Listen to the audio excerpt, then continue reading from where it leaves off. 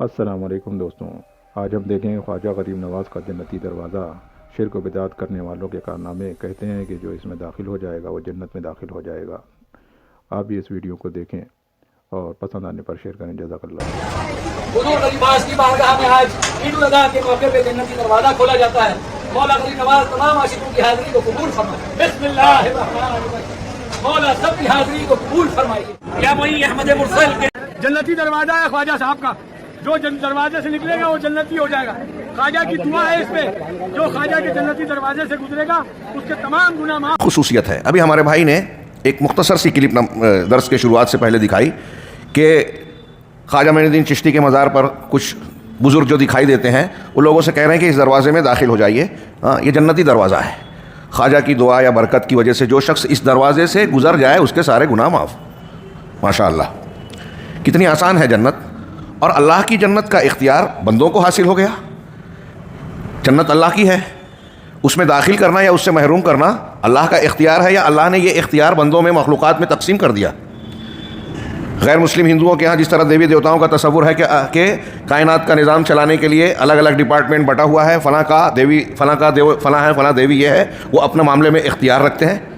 یہاں یاد رہے، کچھ لوگ اعتراض کرتے ہوئے کہتے ہیں کہ ایسا تو فرشتوں کے بارے میں مسلمان مانتے ہیں، مسلمان یہ عقیدہ رکھتے ہیں کہ فرشتے جو کچھ کرتے ہیں اللہ کے حکم سے کرتے ہیں، وہ اپنی مشیت اور چاہت میں آزاد نہیں ہیں۔ یفعلون ما یؤمرون، قرآن نے کہا کہ وہی کام کرتے ہیں جس کا انہیں حکم ہوتا ہے، اللہ جو کہتا ہے اتنا ہی کرتے ہیں، اس سے کم نہ زیادہ۔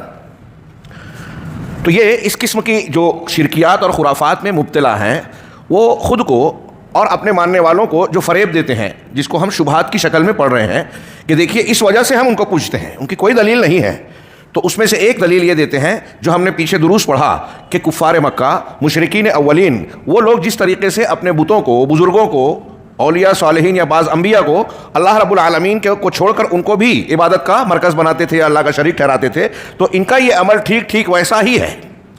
ہمارے یہاں جو قبر پرست ہیں، جو بزرگان اور اولیاء اور صالحین سے کو مشکل کشا، حاجت روا، غوث، خواجہ اور نہ جانے کیا کیا نام دے کر یہ کہتے ہیں کہ اللہ رب العالمین کے کچھ اختیارات ان کو مل گئے، ایک طرف دلیل دیتے ہیں کہ یہ واسطہ ہے، دوسری طرف انہی سے مانگتے ہیں، گویا ان کے اندر یہ طاقت ہے۔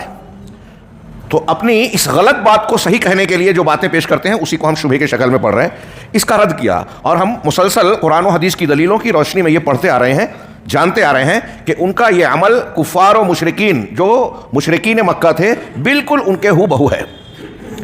اس تناظر میں جو اعتراض ہم نے پڑھا یا جو زیر بحث ہے، وہ اگلا شبہ یہی ہے کہ ان کا یہ کہنا ہے کہ تم ہمیں کفار مکہ کی طرح کیسے کہہ سکتے ہو۔ شیخ محمد عبداللہ نے کہا کہ یہ ان کا بہت بڑا شبہ ہے۔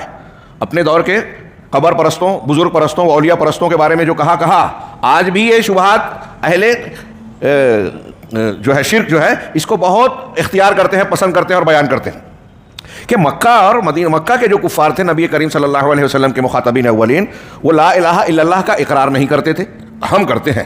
وہ نماز روزہ نہیں کرتے تھے، ہم کرتے ہیں۔ وہ قیامت کے دن پر ایمان نہیں رکھتے تھے، بعث بعد الموت، دوبارہ اٹھائے جانے پر، ہم مانتے ہیں۔ وہ قرآن کو نہیں مانتے تھے، ہم مانتے ہیں۔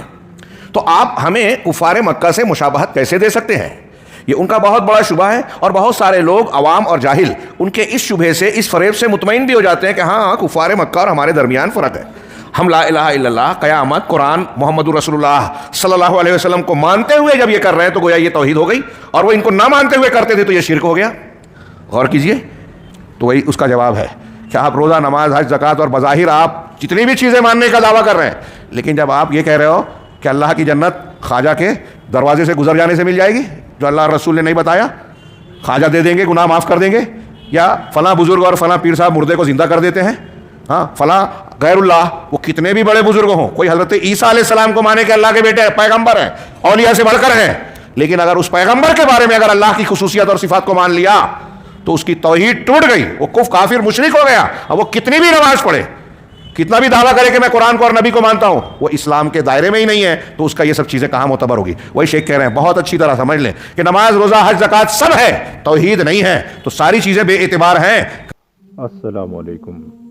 ویڈیو پسند آنے پر اپنے دوستوں کے ساتھ واٹس ایپ اور سوشل میڈیا پہ ضرور شیئر کریں۔